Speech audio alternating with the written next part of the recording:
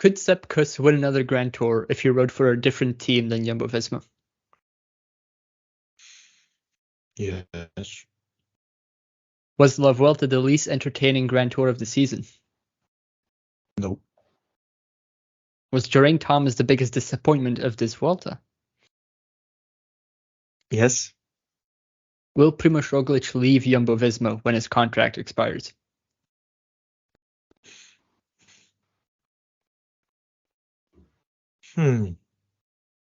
Yes. I've got the spores, the sickness. There's the twins in my brain. GC Kuss is real and he's a Grand Tour winner. The Eagle of Durango held on in the third week as his own team seemed to attack him at times, but in the final stages it became clear that Vingegaard and Roglic were content with letting their loyal Super Domestique take a well-deserved career-altering win. The Grand Tour season is over, but we'll keep going for another few weeks with the Domestique Cycling Podcast. I'm Bram and I'm joined by Yves and Dieter, who I'm happy to report is wearing a t-shirt this week. Welcome, guys. Good evening. Hello. We're recording right after stage 21 finished. Were you able to watch it? I've seen Yes. the last 10 Ks, but I've just followed the race with updates on Domestic Life, and it was something extraordinary in a final stage of a Grand Tour. It's always known as a ceremonial thing, pictures, champagne or cava or whatever, and then a classic sprint. But right now, I saw the interview of Ghana right now. Evenepoel came to him asking, let's go for an attack. And Ghana thought he was making a joke. But then it turned out Evenepoel wasn't joking around and he was going for the stage. Yeah. He was caught, but Yeah, it was definitely a crazy one, but let's not get ahead of ourselves. We have yeah. other stages to review first, but we'll get to stage 21 Yeah. at the end of this review. So we start off with stage 16. Lots to talk about here. At the start of the stage, we were shocked to hear the news about Nathan van Hooijdonk. This obviously had a huge impact on the Jumbo-Visma team. The stage was a typical Vuelta hockey stick profile with an attack at the end from Vingegaard. What did you guys think of that attack?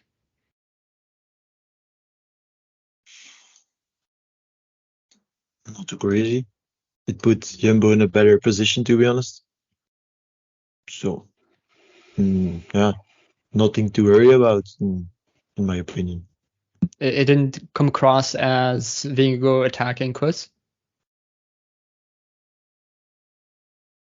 It could, but if you see how Vingegaard rode for Kuss the days after, yeah, it just put Jumbo in a better position. Also a big risk to just think that Kuss was going to hold on. The third week was going to be the hardest week for Kuss, so they couldn't fully trust him at the start of the third week. So just take some time in Jonas Roglic's position where possible. And when they saw Kuss is winning the Vuelta is really going to happen, they both rode for him. So I personally, well, looking at the whole week and it being called the toughest of the three, I personally don't think that's true, or maybe that's just how the race was ridden. But I don't think I saw Kuss in trouble in any of the stages except for when his own teammates rode faster than him. How much time did he lose on riders that weren't Vingegaard or Roglic? Barely anything, if Barely nothing. anything. It's before the start of that stage, Kuss had an advantage of 137 on Roglic and 144 on Vingegaard. Two of his teammates. The first non-teammate back then was Juan Ayuso on 237. So even Vingegaard at that point, the Jumbo-Visma rider in third, was a little bit less than 1 minute in front of him. So it wasn't really necessary for Jonas to attack, in my opinion. He only jumped his own teammate. and it was Jonas who took some time on the opposition, but he already had a minute, and we saw how the shape of Jonas was going up through the Vuelta. He came better and better. So in my opinion, it was an attack on Kuss, and yes, we saw them ride for Kuss in the last two mountain stages, but still at that point, they both, Primoz and Jonas, wanted to win La Vuelta on their own, in my opinion.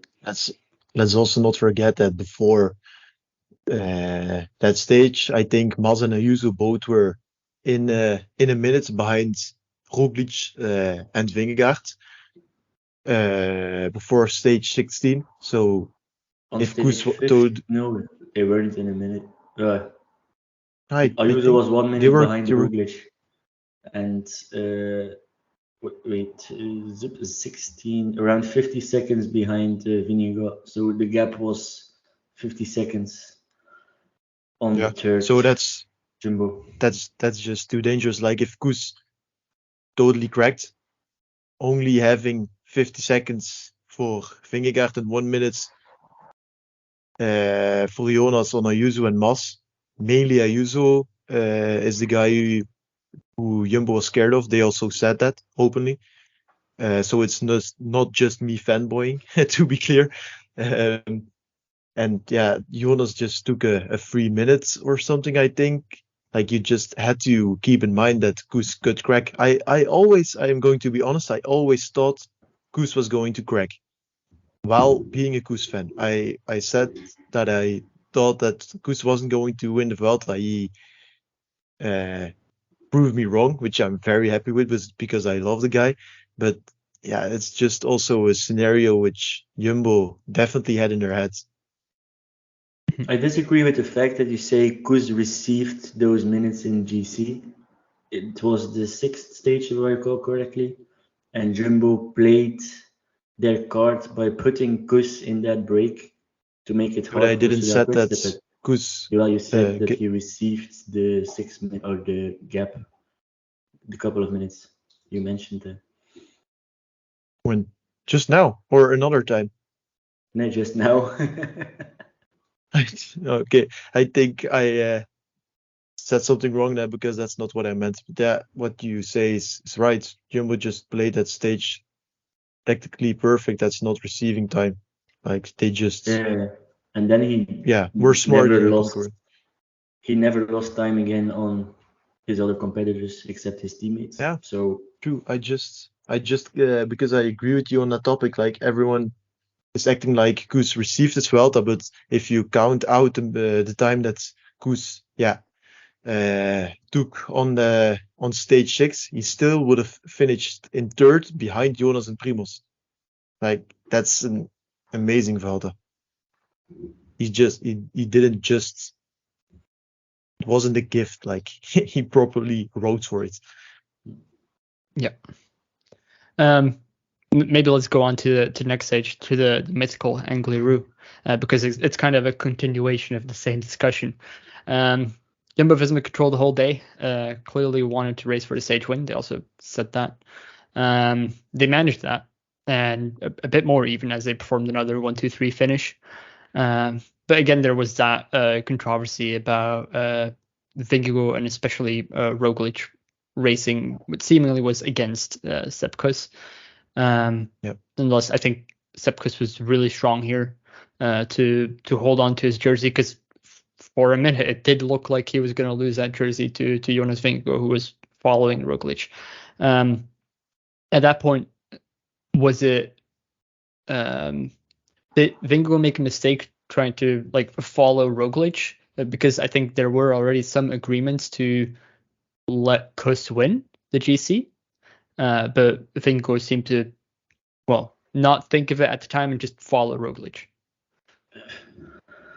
It's difficult. The issue in that stage, the first issue is they were clear with the 3 of them, and Roglic decides to keep on the pressure. Why? A lot of different stories about that. But then Kuss cracks because of the Roglic pace, and then you have the I have the feeling the Primoz Jonas discussion is starting to get a little bit of a vendetta between them. The problem is Jonas didn't want Primoz to win the Vuelta, and that's why he followed Roglic on the Angliru, in my opinion.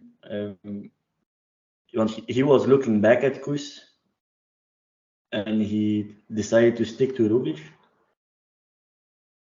I have the feeling it's Roglic, Vingegaard, and that would have blown the chances of Kuss, but now Landa saved Kuss his Vuelta in that stage. Yeah, I think it's also a beautiful thing that Kuss, after the finish line, apologized to Landa for sprinting for the bonification seconds to get that third spot. I think it's really shows the character that he has, where otherwise he would have probably given that third spot to Landa, but now he had to fight for it to keep his jersey.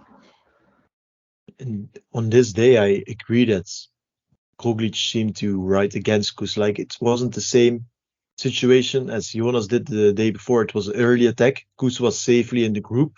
That's another thing. Then Roglic properly dropping Kuss from a small group, like putting Kuss into trouble. It was obvious that Roglic was just riding for his Vuelta, and he was probably hoping to drop Jonas too, which he obviously couldn't do. Like, Jonas was nose breathing in his wheel. But also Jonas was looking behind, like Yves said. He was clear that he didn't want to leave Kuss behind, but Roglic didn't even look back to Kuss. So yeah, that just said enough for me, to be honest. Obviously, Jumbo-Visma has had quite a fairy tale of a Grand Tour season, and especially this Grand Tour. Nonetheless, would you, as a Jumbo-Visma DS or manager, take Roglic, Vingegaard, and Kuss to the same Grand Tour again?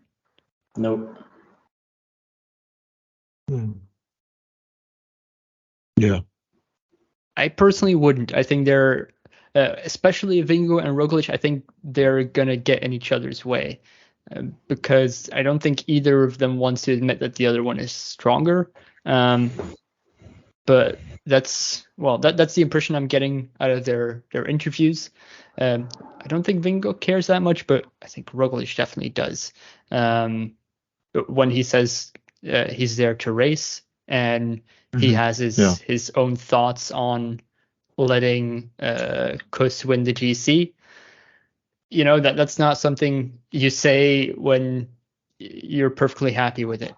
But you can also just say, okay, he's being honest about his opinions. That's also commendable, of course. But to be honest, Jonas is the guy who should say things like that. He was clearly the strongest guy of the whole Vuelta. He's the guy who didn't win a Vuelta yet. Roglic has 3 already, I think. So, like, if I'm in the position of Roglic, I have 3 Vueltas already. I can change the career of the most loyal domestique on earth and change his career, or I can win a 4th. Like, I just don't understand how the guy can just not think it's okay and to just be happy for Kuss. I think we have to look to the bigger perspective of these things. Jonas and Primoz are at a different point in their career, but they both have the same goal, and it's to win the Tour de France next year again. Jonas is leader. He's double champion. He has to defend his title. Roglic wants to win the Tour for the first time in his career. Roglic is older, so he knows he doesn't have a lot of years left to go for it. The young guys, like an Uijtdebroeks, like an Almeida, like a Lenny Martinez in a couple of years, will get stronger and stronger, so it will be more difficult for the Roglic to win the Tour. And I had the feeling that this Vuelta, Roglic wanted to show that he can beat Vingegaard in a Grand Tour. It didn't happen, but you saw till that Angliru stage that he did everything that he could to be the best Jumbo man and to show, my name is Primoz, I dropped Jonas, don't forget me for the Tour. And that's the feeling I got, and that's why he kept on riding on Angliru and didn't care about Kuss. He was just looking at his own career path for the coming years. I think you're right. I will forgive you for not putting Remco or Ayuso in that list of youngsters that you're mentioning for to win, potentially win, and not those guys. Damn. I'll try to forgive you for that. But yeah, you're right. Personally, I wouldn't bring Primoz to the Tour again next year. I see those as not compatible. Of course, it worked out this time because they had like Kuss to basically be the tiebreaker between them and be like, can we both be happy that this guy wins if none of us can win? And it's like, yeah, sure. So I think that's just. But Roglic has a very big issue. Like, Dieter, what was your answer again on that opening question of will Roglic leave the team at the end of the season? Was it yes or no? Yes. And I have to agree with that because Vingegaard has to go to the Tour 2024 to defend his title. If he wins, he needs to go in 2025. If he loses in 2024, he needs to go in 2025 to claim back his championship his title that he lost the year before. So Roglic is never gonna be sole leader within that team anymore in the Tour. And we know if Jonas has a good prep towards the Tour, that he's always gonna be better than Roglic. I don't want to be rude or anything, but Jonas is the better Grand Tour rider than Primoz, so he should leave that team in 2025. When does his contract? End of next year, I believe, right? End of 2025. Oh, another year. So yeah, that's how old is he right now? He's 32, 33. So he will 34. Be 35. So that's quite old. Might actually be a career ending. Yeah. He might go to Israel, like Froome did. Ride on $2 million, get fourth in Mercantour. The nice life. Make some promotion for Israel, visit Israel. Maybe go to UAE, do the same. All right. Well, I think at the end of stage 17, something changed within Jumbo-Visma. They definitely had a big meeting saying, okay, guys, attacking Kuss is done. He's going to win the GC, and we're going to keep it this way. And I think in the next stages, we definitely saw that with on stage 18, where Vingegaard paced, Roglic paced for Kuss, and then Vingegaard actually lost time on purpose to give Kuss a little bit more of a leeway. I loved seeing that. It might be unpopular to some of our listeners, but Vingegaard showed since stage 18 that he's the boss within Jumbo-Visma. He said after stage 17, I want Kuss to win. And then in 18, he just rode at the front of the bunch till the last 500 meters and then dropped a couple of seconds to show everybody what he said the day before. And you saw in that stage that Roglic wasn't happy. No. Back then. He did what he was asked to do, but that was it. He was sitting in the wheel of Kuss, not smiling, just doing his job. But there you saw Vingegaard as the leader of Jumbo-Visma the coming years. Yeah, it's also that perfectly makes sense, considering what they've achieved. Of course, Roglic has won multiple Grand Tours, but if you have the double Tour de France champion saying, "I want this teammate to win the GC, and the only thing I need to do for that is lose some time on him," then let's do that. I think it was a beautiful show of him. Well, he's saying what he thinks, and then also goes and shows it on the road. happens very rarely in cycling. Of course, the stage was won by Remco Evenepoel, 4 minutes ahead of Damiano Caruso, who said some pretty amazing stuff about trying to follow Remco Evenepoel. It was basically like being behind a motorcycle. I think Eve, in the last podcast, I asked you, is Remco going to win another stage? He definitely wanted to win another one, and possibly some more. He definitely tried a couple times later on. This was also, was it the really big break stage? I'm not sure. Yeah. That break wasn't. The break was quite big, but it was really a stage that the front group exploded quite early, I think, due to the work of with Evenepoel. Jonas and Soler. We're in a break for a moment here. Oh, right, yeah. That was Jumbo closed that for Kuss. Quite funny as well, to be honest. Jonas in the break. Yeah, I don't think that was allowed to go on, to be honest. All right. Do you guys want to mention anything about stage 18? Maybe I do want to mention the 7th place for Egan Bernal.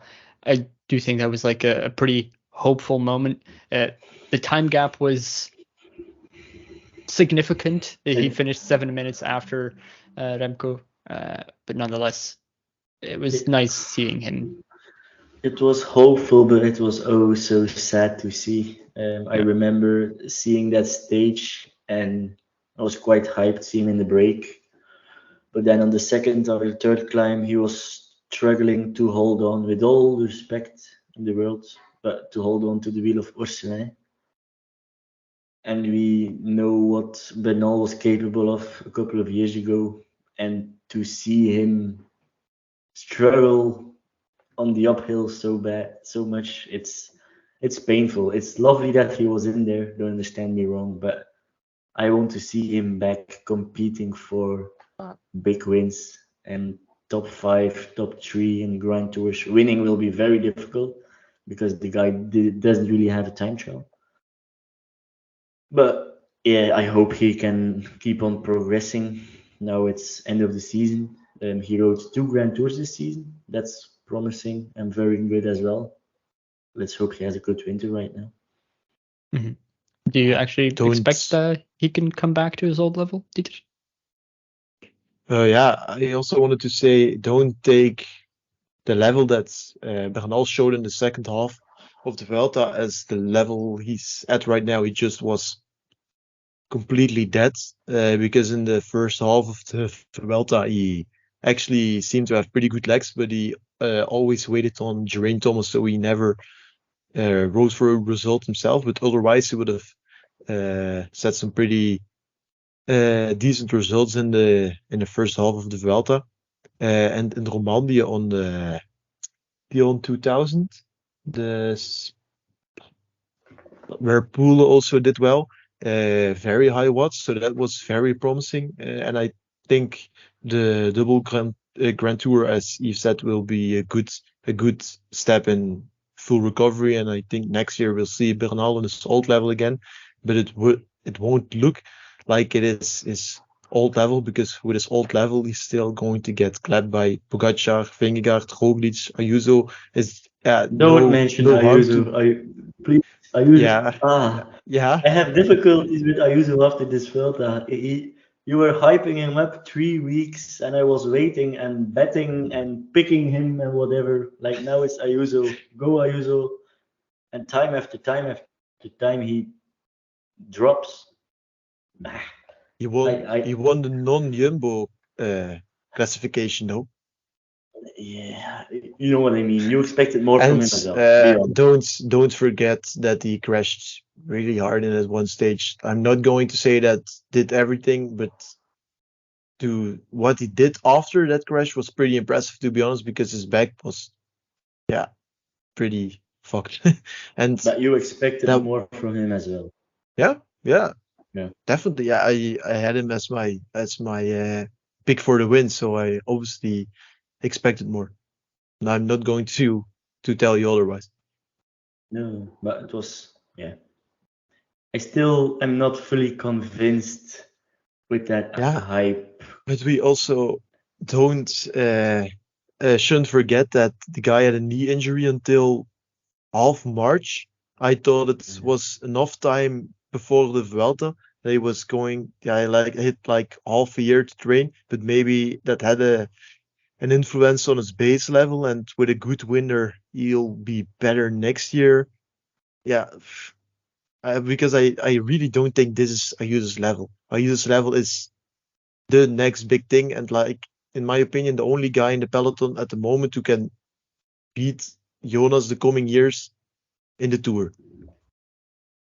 Is he going to If the Tour there's next no year? bad luck sorry? Is he going to the Tour next year? Yeah, Ayuso's going to the Tour next year. What are they So, doing with Pogacar then? Super domestic. Also to the Tour, why not? And Adam Sepp Yates. Kussing. Adam Yates can go ride Giro or Vuelta 1 week basis. All right. Well, stage 19 is a redemption arc also for Dieter, who has Alberto Dainese as the fastest sprinter at this Giro, and finally he got to prove it. He started his sprint out of position 2,372, still won the stage. Like, if you the listeners who didn't see from how far Dainese started sprinting, please rewatch the last 500 meters and watch from how far Dainese starts his sprint. It's insane. He's sprinting like 10 seconds before Ganna starts sprinting, fully in the wind. Insane sprint. But it was said that Groves, like, he didn't crash because he jumped over his bike, but he didn't contest the sprint. So that's still like, Groves didn't contest the sprint, so it was like a Mickey Mouse win for Dainese. So you have that. So that's a pity. Mm-hmm. I do want to point out that Ghana second place. It's starting to become a trend where world level TT guys are suddenly able to sprint. I think Wout van Aert sort of set the template for that, and Ghana is now following in it. Also, Remco has suddenly a sprint since this year. It's insane to see a big guy like that, really fast, long endurance, then suddenly being able to sprint. I think he showed it in Circuit de Wallonie, or it was a smaller Belgian race where he's won a bunch. Yeah. Yeah. Tour de Wallonie, yeah. Yeah, So and then suddenly he's now doing it at the race. Vuelta. I just did not expect this. In Tour de la Provence last year, we saw the first time Ghana contested the sprint, I think. But I didn't expect it either. And Milan Sanremo was already impressive, like just Cancellara style in the saddle. Won the sprint for second place, if I remember correctly. He rode away. Yeah, but like, it was really right. It was like riding away in the sprint. He just in the saddle just knocked him out of the wheel. Like, it was with 500 meters to go, I think, a long sprint, but it wasn't really riding away. And what you say about the time trialist, like, the harder the tempo, the last 5Ks, the better they do, because like in the pure sprints, it's hard because they don't have a high enough peak. But in hard stages, they just don't suffer, and sprinters suffer, so they can pull things like that. But don't expect Koen to to be contesting a Giro sprint, because he's just so slow in a sprint. That won't happen. But it was quite interesting to see also Ineos committing to doing a lead out. I think they messed up the lead out by doing the lead out in the middle of the road, which allowed people to get attacked from both sides. But nonetheless, it was interesting to see Ineos try to do this. Do you think that in next Grand Tours they will potentially bring someone with a little bit more lead-out experience for Ghana, or are they just gonna do it like this and basically use Ghana as a backup option if GC doesn't work out?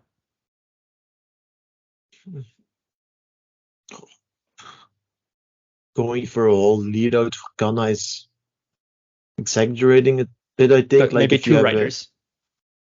if you have a good sprint field, sorry, but Ghana won't be anywhere. The sprinters field in this Giro also was very meh, to be honest. So, yeah. The fastest guy of the world was here, but he wasn't positioning himself right, Jasper Philipsen wasn't here. All right.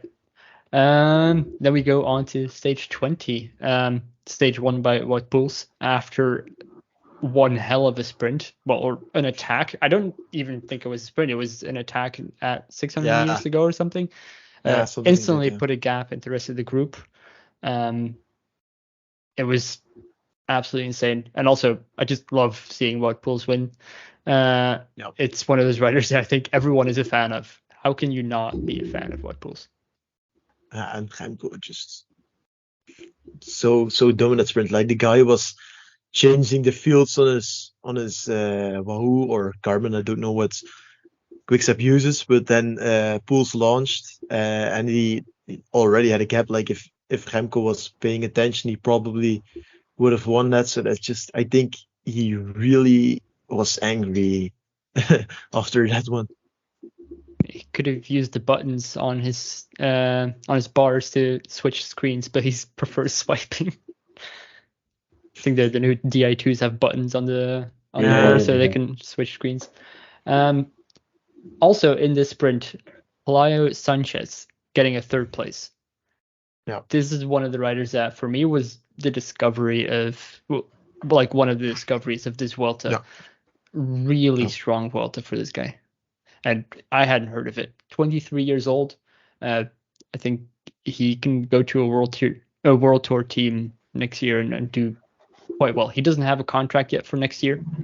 So world tour teams snatch him up. Yeah, I knew the guy from some results in Mickey Mouse races, like a small French race, and was it is the Spanish two, or which Sepulveda one? I think he Eve must got know a good that. result there too. Come on. He finished 11th in the Gran Camino. Wait, I'm going to take a quick But otherwise, this year, The Trofeo Andrade is quite a good result. Second place between Goossens and Van Aysveld very early in the season. It was a stage in Vuelta Asturias. It wasn't a race that Sepulveda won, but another small Spanish race. But like, that's in small races. Now he got the day before stage 19. That was, I think, he got like 8 or something out of the GC group, and a day later he got third in the break in a strong break group. There was a day in between. There was a sprint stage in between. Okay, yeah, but still. Yeah, amazing. Like, and that's another level than Vuelta Asturias.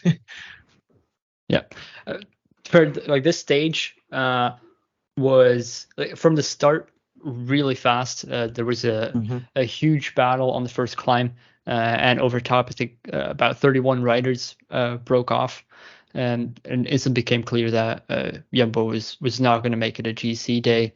They were just going to slowly let the break go. They didn't just step on the brake and just let them go. They just kept it at 2 minutes, 2 minutes and a half, and slowly let it go out. It ended up being at 11 minutes, but they definitely didn't want to give other teams the idea that, we just don't want it right today. And I think that was the right move. It was a very hard opening of the stage, but it was quite disappointing race for the most part, in my opinion. It was a break of 31, so that's the first peloton, and the GC peloton behind that. There were 3, 4, or even 5 Soudal Quicksteps in that front group. Very well played. But then at one point they decided to just pick up the pace. So it was with Cataneo, Knox, Vervaeke who went to the front, and Evenepoel as last man. And it was like a race in the peloton we saw again, with the team controlling and waiting till their main man attacks. But it was actually quite surprising that it wasn't Remco who exploded that front group. It was Poels who already attacked on the very steep last climb. And I had the feeling Evenepoel was a bit in difficulties, to be honest. He had difficulties following the wheel of Cattaneo for a moment. And I had the feeling Poels, Van Eetveld, and Soler were gone.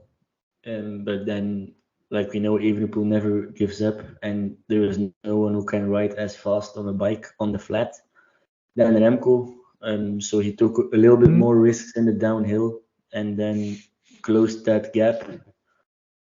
But still, we saw a tired Remco that stage. Yes, he did another crazy effort in the last stage that we're going to talk about in a minute, but still, you saw into that third week that he's getting tired in this Vuelta, and he won a stage and extremely strong third week. Don't understand me wrong, but his eyes were a little bit fatigued, and yeah, I had that feeling. Yeah, but still. Yeah, I think the third week for Remco, like he was basically on screen every stage. I think the only stage that he wasn't was the stage 19, the sprint stage. That's his rest day, and all the other ones he was in trying to be in the break or in the break and actually fighting for the stage win. So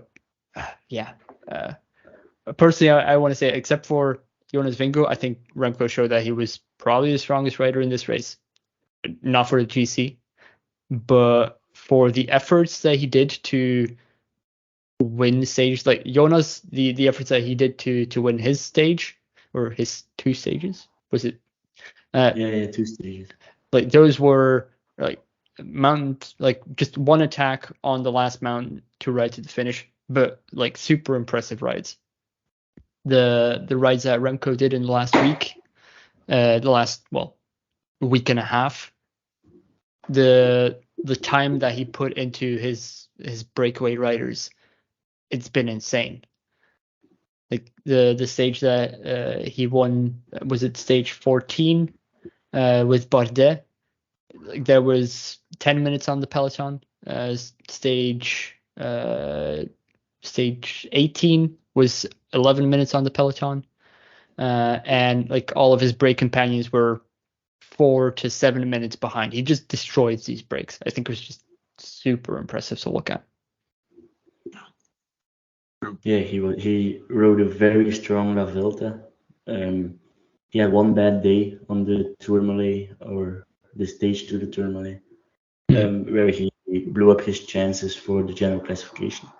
But he bounced back extremely strong. But however, the team has to look into the fact, how did that bad day come? What's the reason of it? He's not sick, so that's already one reason they can scratch off their list. I saw a lot of things about his preparation as well, that it was a little bit disrupted, but I have to kind of disagree with that one. Yes, he got COVID in the Giro after his, and that was his main target of the season.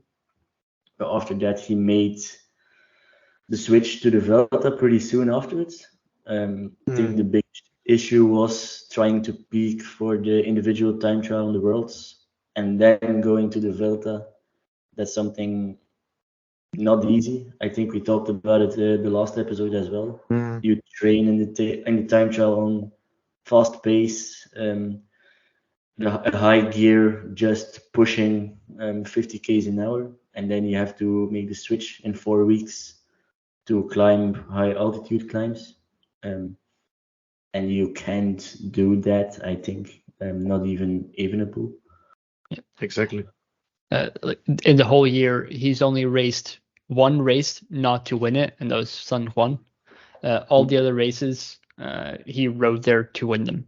So that was UAE Tour, Catalonia, Liège, the Giro, Swiss. He actually wanted to win that one as well, right after coming out of the Giro. I don't really understand why, but he ended up getting a stage win there anyway.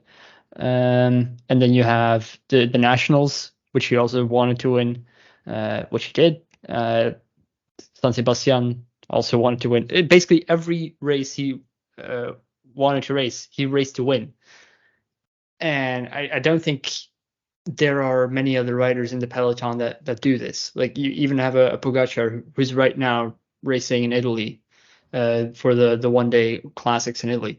He's not racing them to win them. He's just racing them to just do some racing. Be ready for Lombardia.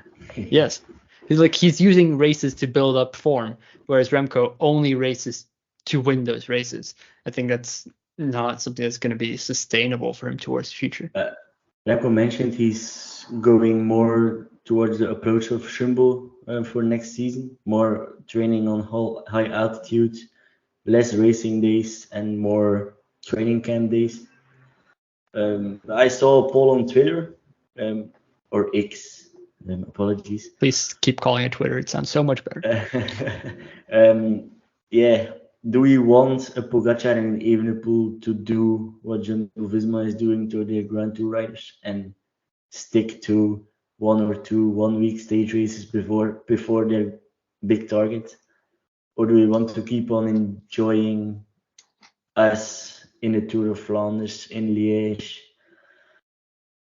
I mean, for the cycling fan, it's definitely going to be better if they also do the classics, like having the Pogacar Tour of Flanders. I mean, that's amazing to see. Just every fan loves that. But in my opinion, Pogacar will be unhappy if he can't do those races. Like, imagine a Pogacar just prepping till July and only ride 1 or 2 1-week stage races. The guy can't cope with that. I have the feeling, and I don't know.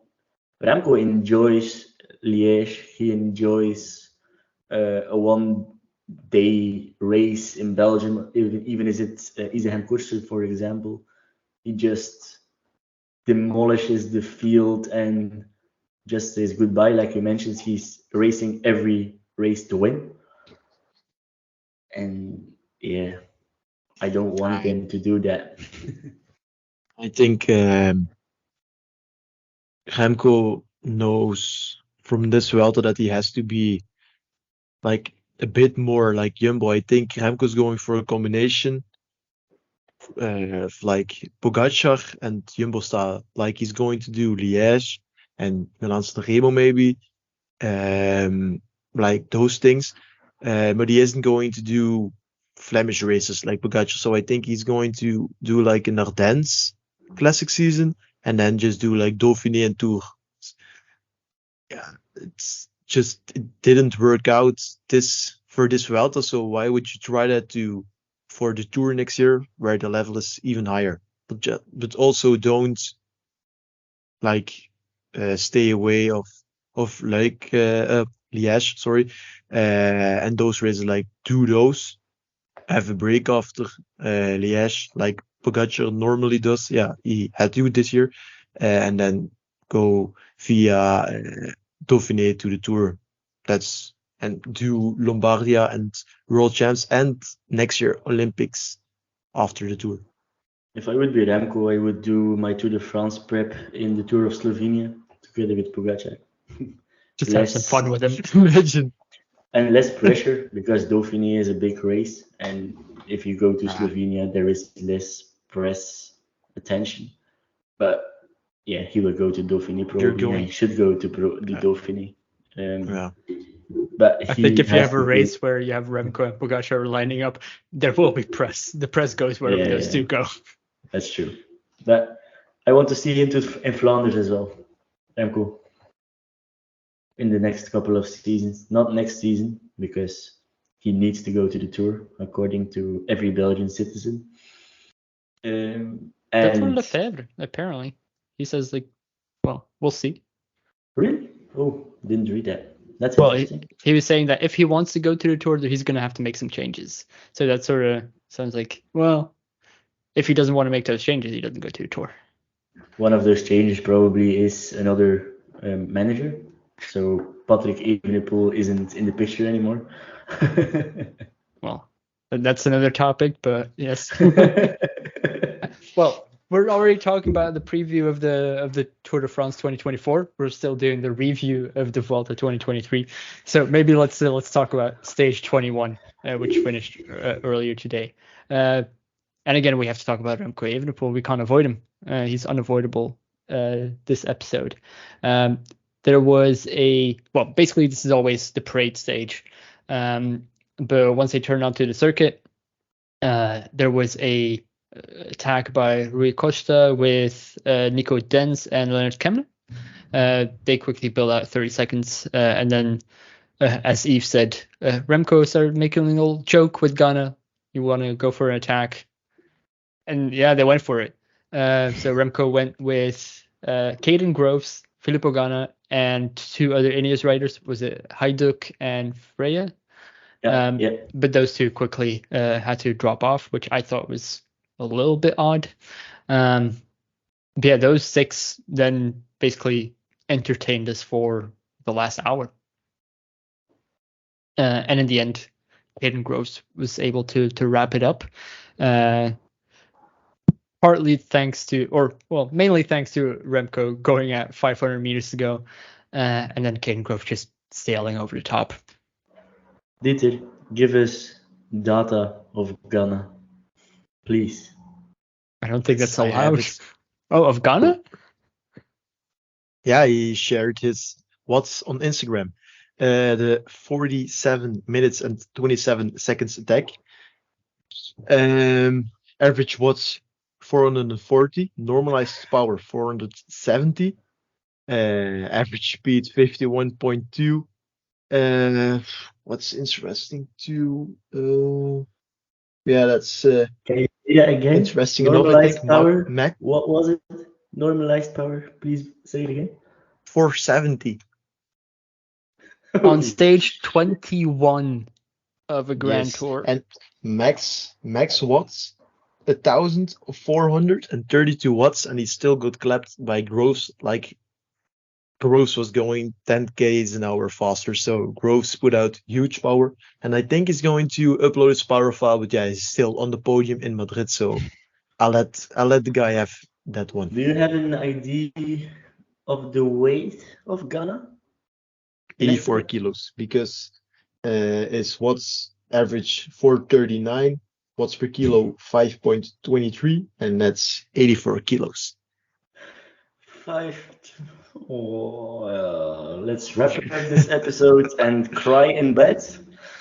And by the way, his intensity factor is on the picture, and that's your normalized power divided by your FTP, or is it the other way around? But it doesn't matter because it's 1.00. So that means his normalized power is equal to his FTP. So the guy's FTP is 470 watts. He can ride at 470 watts for a fucking hour.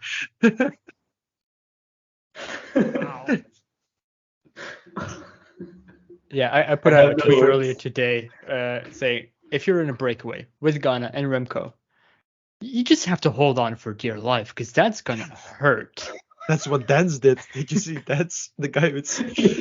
you don't want to feel what Dance did. The guy died 13 times and he still got third in the stage. Like, he came from very far in the sprint. Like, Dance is fucked. end of week 3, he did that. He's sleeping in for a long one tomorrow. I think some alcohol in the legs this evening. That's going to hurt. Definitely. Do you guys want to talk about anything else from this Vuelta? Kian and the Bora issues. Yes, that definitely needs to be discussed. Yeah. Kian came to this Vuelta, his first Grand Tour, as a learning experience. Just see how it goes, see how the legs react on 3 weeks of pro racing on the highest level. What can we conclude? he was better than his team leader Vlasov. Why isn't he in front in the general classification? First of all, he rode a pretty poor time trial due to some saddle sore, was one of the reasons behind it probably. Yep. And in stage 20, he lost some time on that final steep ramp of the Vuelta and wasn't able to come back to the GC group. Why am I mentioning the trouble within the Bora team? There was an attack in stage 18 from Vlasov together with Dens, and it wasn't communicated over the team radio, so Kian was quite surprised, and he mentioned he doubted it was the best move for them because it made the approach towards the final climb harder than it should have been for them. So that's the first thing, and then before stage 20 or after stage 20, he mentioned the vibes between him and Vlasov aren't great, so that might give some issues for next season, as Kian will progress extremely, very much, because he's very young. With the first Grand Tour in the legs, he will only explode in performance, and then Vlasov has to look behind his shoulder or in front of him to see Kian, because that leader status within Bora is changing sooner than expected. And Kian also said that he hopes this performance, his performance in the Vuelta, made clear to Bora and other teams what he can do. Like, saying that in the interview is basically, that's inviting agents from other teams. Yeah, exactly. Yeah, and wow, to be honest, he still has his contract for next year, so he's definitely staying there next year. Yeah. But have they said yet if they're taking him to the Tour next year, or are they just doing another Giro Vuelta? He is doing Giro or Vuelta next year. Again, one Grand Tour, not both. Okay. Well, but he asked it himself, I think. He doesn't want to go to the Tour yet. If I read that article correctly, he wants to be prepped in the perfect way before he starts the Tour, a little bit like Remco is doing. Mm-hmm. Do you, in his current form, do you rate him higher or lower than Hindley? Lower. Lower now, but higher at the end of next season. Yeah, that's fair. All right. If One that's last all. thing. Oh, I already gonna create a new hashtag because we saw an extremely strong Mikel Landa in the last week. So I'm reviving the hashtag Free Landa for next season. So Landa's going to fill Quickstep next season to ride for Remco Evenepoel, not to attack him. But Landa has been extremely strong. How he rode on Angliru, I haven't seen that from him in a while. He clearly felt very strong. The whole Bahrain team was super impressive on Angliru. With what Poels and the Bahrain team in general the last week with Poels and Tiberi and Caruso, they all rode very strong in the last week. So Didier is tired, I see. Yeah. Sorry. It's almost his bedtime. So it's way past my bedtime. For our audience, we're recording this at 9 p.m.